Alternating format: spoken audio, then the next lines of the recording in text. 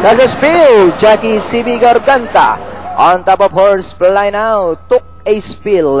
Just a moment. Pass to begin. In the middle, Diaz in Dixie. Danori inside comes and Jerry. Then followed by Red Storm. Bullish Dream comes next. Danori inside Golden Rhythm. And Cannon Wheel.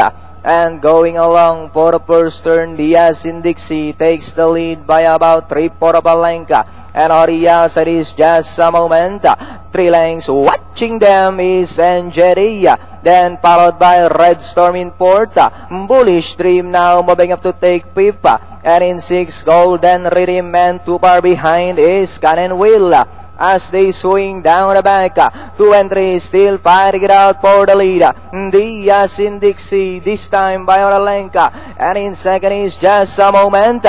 Then here comes NJD, now coming closer in third, and so as with the Red Storm, then followed by Golden Rhythm, Bullish Dream, and Cannon Wheel. Diaz in Dixie, this time by about 3 lengths, coming closer in second is NJD, together is Red Storm on the outside. As they come down at the last 200, Diaz in Dixie moving up on the outside is a Red Storm to take the lead. Red Storm and Diaz in Dixie fighting it out for the lead. Red Storm takes the lead, Diaz in Dixie in second, but it's still a Red Storm, Diaz in Dixie, and finally Red Storm, Diaz in Dixie, and Jerry. At yun nga po muli ang